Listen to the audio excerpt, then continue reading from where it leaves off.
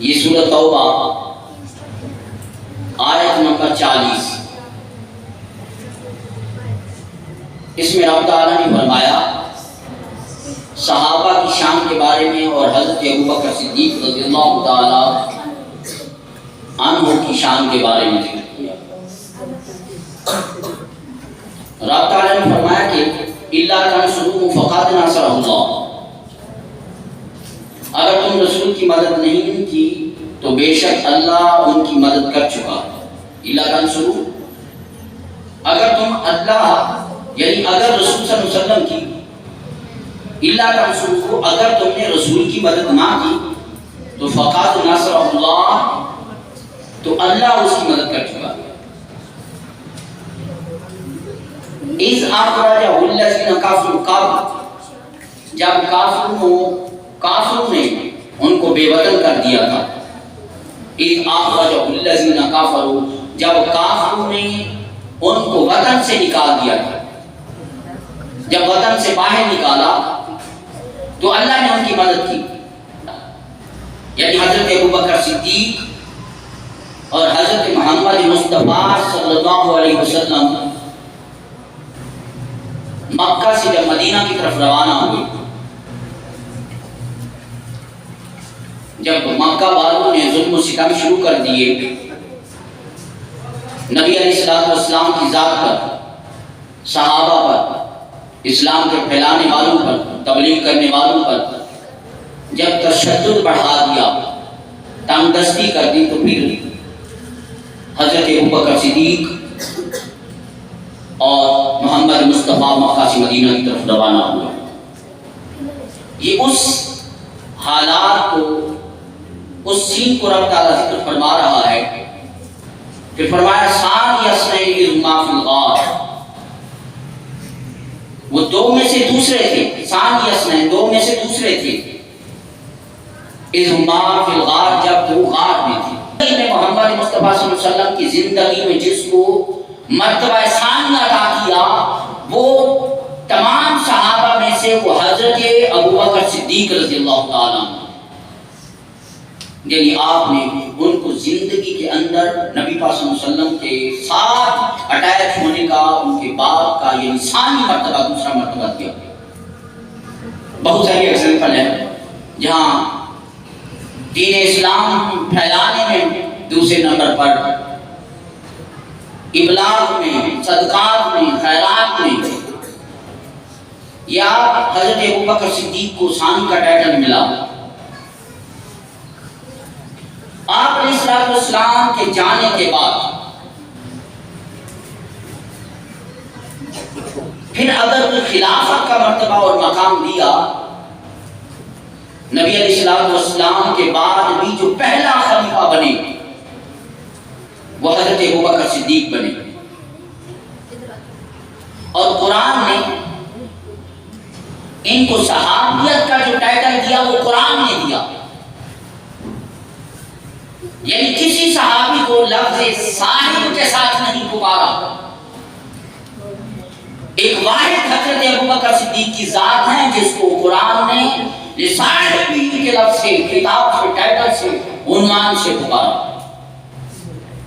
جب حضرت ابوبکر صدیق غار میں تھے، نبی علیہ السلام کے ساتھ غار میں تھے، تو حضرت ابوبکر صدیق رضی اللہ تعالی عنہ کی نظر پڑی، آپ نے غار کے دہانے کی طرف دیکھا تو غار کے دہانے پر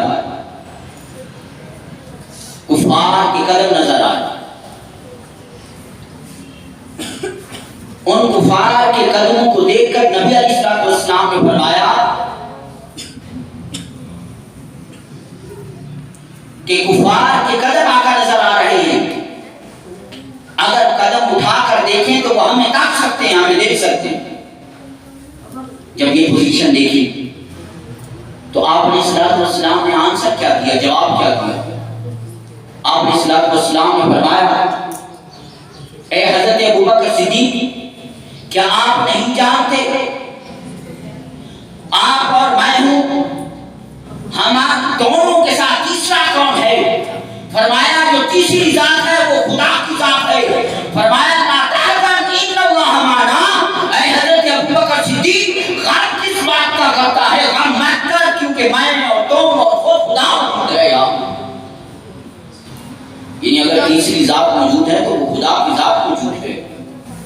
غم کس بات کا کرتے ہو؟ جس کے ساتھ خدا جڑ جاتا ہے، جب رب کی ذات اس بندے سے جڑ جاتی ہے، ارے مصیبتوں کے دشمنوں کے پہاڑ اور لشکر کیوں نہ ہو، وہاں جب خدا موجود ہوتا ہے تو سب تباہ ہو سکتے ہیں، لیکن ان کی جانوں کی، مال کی، عزت اور آبرو کی حفاظت خود خدا فرماتا ہے۔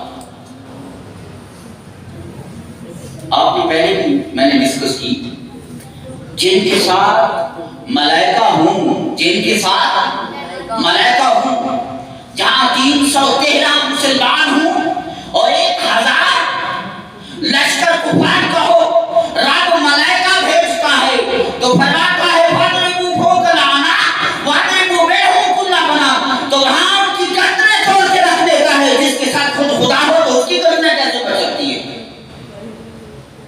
اس لیے تو فرمایا ہے حضرت ابوبکر صدیق، تم پریشان کیوں ہوتے ہو؟ لا تحزن ان اللہ معنا، کہ ہمارے ساتھ تو خود رب ہے، یعنی رب کی معیت موجود ہے۔ جب رب کی معیت موجود ہو، وہ کافر ہوں، وہ لشکر ہوں، وہ دشمن ہوں، عذاب کے بہار ہوں، طوفان ہوں، تو کچھ غم کی ضرورت نہیں۔ غم تو وہ کرے کہ جن کے ساتھ کوئی والی نہ ہو، جس کے ساتھ کوئی سہارا نہ ہو۔ ہمارے ساتھ تو رب کی ذات موجود ہے۔ اب اسی میں جو بات بتانا چاہتا ہوں وہ بات یہ ہے کہ یہاں اس میں دوسرے نمبر پر جس کو رکھا وہ حضرت ابوبکر صدیق کی ذات کو رکھا۔ میں جو آج ایک بات بتانے جا رہا ہوں، جس پوائنٹ پر میں ڈسکس کرنا چاہتا ہوں، آپ اکثر سنتے ہیں کہ یہ اعتراض اٹھتا ہے کہ حضرت ابوبکر صدیق پہلے خلیفہ نہیں ہے۔ میں کسی کو نشانہ نہیں بنانا چاہتا، کہتے ہیں کہ خلیفہ پہلے جو ہے وہ حضرت علی ہیں، یہ کہا جاتا ہے۔ تو آج میں ان کی کچھ ایک دلیل اور اس پر جو قرآن میں عقلی اور نقلی دلیل بنتی ہے وہ بتانا چاہتا ہوں۔ قرآن کی آیات ہے،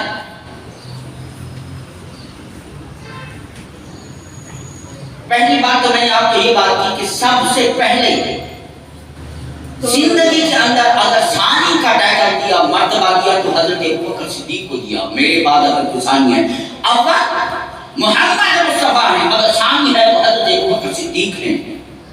قرآن نے ثانی کا ٹائٹل حضرت علی کو نہیں دیا۔ قرآن نے ٹائٹل ثانی حضرت عمر کو نہیں دیا، حضرت عثمان کو نہیں دیا، حضرت علی کو نہیں دیا، حضرت عمر اور کسی صحابی کو ثانی کا ٹائٹل نہیں دیا۔ اگر ثانی کا اپنی ذات کے موجود ہوتے ہوئے اگر ثانی کا ٹائٹل دیا تو حضرت ابوبکر صدیق کو دیا۔ یعنی میں اول ہوں تو میرے بعد اگر کوئی ثانی ہے تو حضرت ابوبکر صدیق ہے۔ اگر میں موجود ہوں، میری موجودگی میں اولویت کا درجہ رکھتا ہوں، اگر ثانی کا درجہ رکھتا ہے تو حضرت ابوبکر صدیق ہے، نہ عمر ہے، نہ علی ہے، نہ عثمان ہے۔ اگر یہ تو کمپیریزن کریں حضرت محمد مصطفیٰ اور حضرت ابوبکر صدیق کی ذات کے بعد، مابین ایک اشارہ میں عقلاً میں بتا رہا ہوں، میری عقل میں ایک بات آ رہی ہے، یعنی کمپیریزن اگر کریں کہ نبی کی ذات موجود ہو، حضرت اور صحابہ کی ذات موجود ہو، نبی کی ذات اور صحابہ کی ذات موجود ہو، تو جب نبی اور صحابہ کا کمپیریزن ہو تو پہلا اور دوسرا نمبر جو آتا ہے، پہلا محمد مصطفیٰ اور ثانی حضرت ابوبکر صدیق بنتے ہیں۔ اگر نبی اس دنیا سے چلے جاتے ہیں تو پھر اگر ہم غور کریں تو پہلا اور دوسرے کا، یعنی پھر صحابہ میں اگر اس کو پہلے درجے میں لائیں تو کون ہوگا؟ پہلے درجے میں تو جو ثانی نبی کی ذات میں موجود ہے، نبی کے جانے میں وہ ثانی اول بنتا ہے، باقی ثانی بنتے ہیں۔ یعنی نبی پاک صلی اللہ علیہ وسلم جب اس دنیا سے رخصت فرما گئے تو وہ جو ثانی تھا وہ ثانی اول بنا، جو ثانی تھے، جو تھرڈ تھے، فورتھ تھے، وہ ثانی کے درجے میں آئے۔ یعنی اولیت کا درجہ نبی کے بعد جب اولیت کا خلافت میں اولیت کا درجہ پایا تو حضرت ابوبکر بکر صدیق نے پایا، ثانی حضرت عمر بنے، ثالث حضرت عثمان غنی بنے اور فورتھ حضرت علی بنے۔ اب یہاں ایک سوال لاؤں گا اور سوال کا جواب لے آؤں گا ایک آیات سے۔ قرآن پاک کی آیات ہے، اس میں کہا انما وليكم الله ورسوله والذین آمنوا یقیمون الصلاۃ۔ اس آیات میں کہا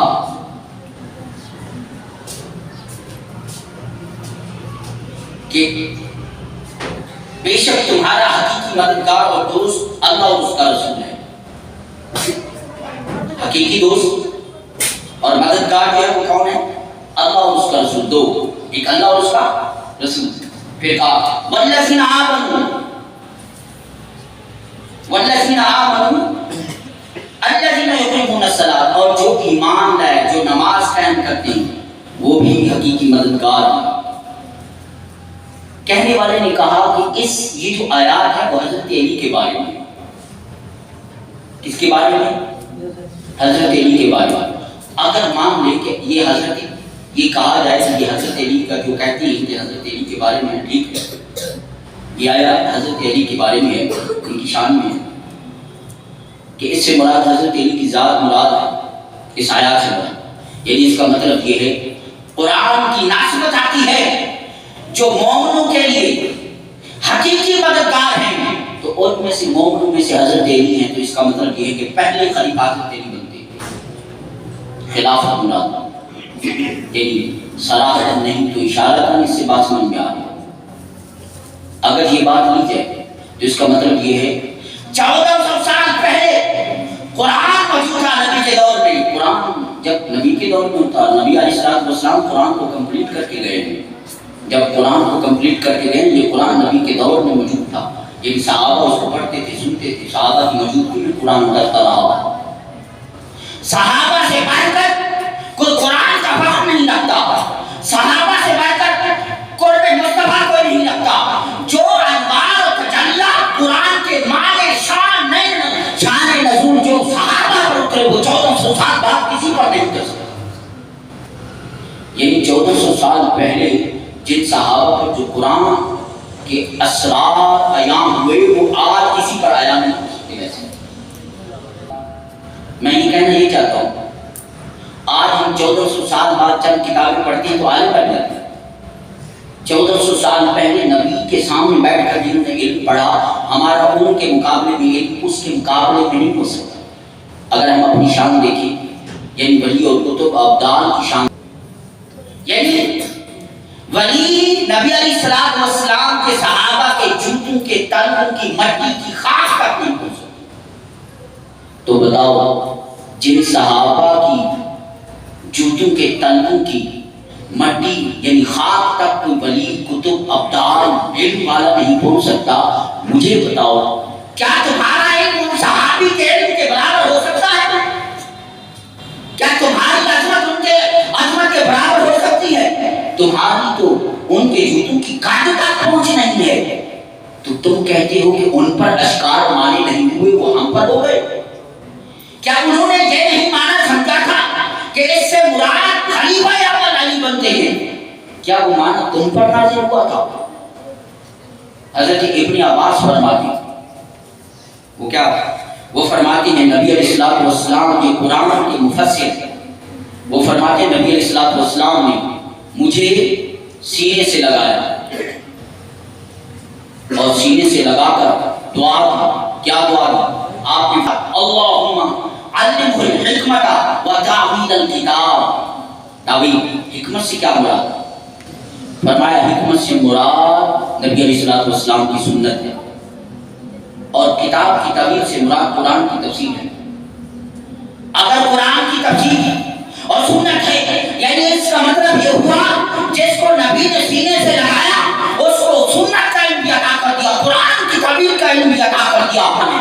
یہ تعویل حضرت ابن عباس پر نہیں گزری تھی، جس کو سنت کا علم بھی تھا، قرآن کی تفسیر کا علم بھی تھا۔ 1400 سال پہلے نبی کے کتبوں کے ساتھ اٹھنے ملا کر نبی کی صحبت میں بیٹھ کر علم حاصل کرنے والے جن پر رب کی رحمت نازل ہوا کرتی تھی، رب کی عظمت نازل ہوا کرتی تھی، رب کے اسرار نازل ہوا کرتے تھے، قرب مصطفیٰ نازل ہوا کرتا تھا، سارے پردے اٹھتے تھے، ان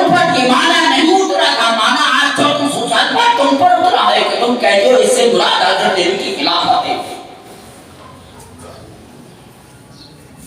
کیا ان پر یہ معنی نہیں اترا تھا؟ معنی فقط ان پر اترا تھا اس سے مراد حضرت علی کی خلافت مراد لی جا سکتی؟ وہ فرماتے ہیں تمام اہل سنت جماعت بھی اس کا جواب دیتے ہیں کہ اس میں اجماع بھی ہے، صحابہ کرام رضی اللہ تعالیٰ عنہ اس پر اجماع کیا۔ سب سے پہلے جس نے حضرت ابوبکر صدیق کی خلافت کو قبول کیا، بیعت کی، وہ حضرت عمر رضی اللہ تعالیٰ عنہ۔ اور حضرت ابن عباس ایک بات بڑی پتے کی بتا رہا ہوں، حضرت ابن عباس فرماتے ہیں ایک دفعہ میں نے نبی علیہ السلام بیت الخلاء میں گئے، آپ بھی بات کر رہا ہو سے نبی علیہ السلام بیت الخلاء میں گئے، آپ نے کیا کیا؟ وہ فرماتے ہیں کہ میں نے پانی کا ایک لوٹا لیا اور باہر رکھ دیا۔ جب حضرت محمد مصطفیٰ باہر آئے تو آپ نے فرمایا کہ پانی کس نے رکھا؟ تو کسی نے کہا حضرت ابن عباس نے رکھا وضو کے لیے۔ آپ نے دعا کیا تھا؟ نبی کے پانی رکھنے پر، نبی کے وضو کے لیے پانی رکھنے پر حضرت ابن عباس پانی رکھتے ہیں، محمد مصطفیٰ ہاتھ اٹھا کر دعا کرتے ہیں اللہم فقہہ فی الدین، اے مالک جس نے پانی رکھا میرے وضو کا اہتمام کیا، آج اس کو دین کی سمجھ عطا کر، سوجھ عطا فرما۔ جس کے لیے نبی دین کی سوجھ اور بوجھ کی دعا کرتے ہیں اور ان پر یہ معنی اشکار نہیں ہوا، 1400 سال تجھ پر یہ معنی اشکار ہو گیا کہ تجھے پتا چلا کہ معنی اشارہ کی نفس سے یہ ہے کہ اس سے حضرت علی کی خلافت مراد۔ اتنے صحابہ علم والے تھے جن کے لیے نبی کو دعا کرتے تھے، ان پر اشارت النص نازل نہ ہوا تو بنا 1400 سال پر بعد اشارت النص نازل ہوا کہ اس سے خلافت مراد ہے اور حضرت علی کی خلافت مراد ہے۔ یہاں جو مراد ہے وہ فقط حضرت علی کی مدد مراد ہے، ان کی محبت مراد ہے، ان کی ولایت مراد ہے۔ اور حضرت ابوبکر صدیق کو تو حضرت ابوبکر صدیق اور حضرت علی کے درمیان تو رشتہ محبت تھا۔ حضرت ابوبکر صدیق تو حضرت علی کی زیارت کیا کرتے تھے، وہ فرماتے نبی علیہ السلام نے فرمایا، آپ نے فرمایا کہ نبی علیہ السلام نے فرمایا حضرت علی کے چہرے کو دیکھنا عبادت ہے، میں اس لیے حضرت علی کا چہرہ رکھتا ہوں کہ علی کا چہرہ دیکھنا عبادت ہے۔ وہ تو عبادت سمجھتے تھے، وہاں بغض تو تھا ہی نہیں، نفرت تو تھی نہیں، ساری محبت تھی حضرت ابوبکر صدیق اور حضرت علی کے درمیان محبت تھی۔ حضرت علی کے چہرے کو دیکھنا عبادت سمجھتے تھے، اسے عبادت سمجھ کر ڈرتے تھے۔ تو نفرت کہاں، بغض کہاں؟ ارے بغض کے لیے تو کہا کہ بغض کرتا ہے وہ مومن ہی نہیں ہے۔ تو حضرت ابوبکر صدیق اور حضرت علی کے درمیان تو محبت کا رشتہ تھا۔ اور حضرت عمر رضی اللہ تعالیٰ عنہ سب سے پہلے میں کہتا ہوں کہ سب سے پہلے حضرت ابوبکر صدیق کی خلافت کی جس نے تصدیق کی یا بیعت کی وہ حضرت عمر تھے۔ اب حضرت عمر کی قرآن کے بارے اگر بات سمجھیں کہ اگر اشارت کہتے ہیں کہ اشارت النص اس سے یہ تعبیر نکلتی ہے، تعبیر کا علم تو صحابہ کو تھا، اس دور میں صحابہ کو افہام و ادراک تھا اس چیز کا، قرآن کے رموز کا سارا علم تھا۔ حضرت عمر رضی اللہ تعالی عنہ آپ نے صلی اللہ علیہ وسلم نے فرمایا کہ حضرت عمر وہ صحابی ہیں، حضرت عمر رضی اللہ تعالی عنہ جو وہ رائے صحابہ کے درمیان اگر میٹنگ اور مشورہ ہو اور ایک طرف تمام صحابہ کی رائے ہو اور دوسری طرف حضرت عمر کی رائے ہو، جب دونوں کے درمیان میٹنگ اور مشاورت ہو، ایک رائے صحابہ دے دیں اور ایک حضرت عمر رائے دے دیں، تو جو حضرت عمر رائے دے دیتے ہیں قرآن اسی پر اتر آتا ہے۔ ارے حضرت عمر کی رائے پر قرآن اترتا ہے تو سب سے پہلے تصدیق کرنے والے، قبول کرنے والے، بیعت کرنے والے بھی حضرت عمر تھے۔ تو یہ اس بات کی دلیل ہے۔ اور آپ نے فرمایا کہ حضرت عمر کا دل اور قلب حق پر ہے۔ اگر حضرت عمر کا دل اور قلب حق پر ہے، یہ تصدیق مصطفیٰ ہے، تو یہ کیسے ہو سکتا ہے کہ حضرت عمر نے سب سے پہلے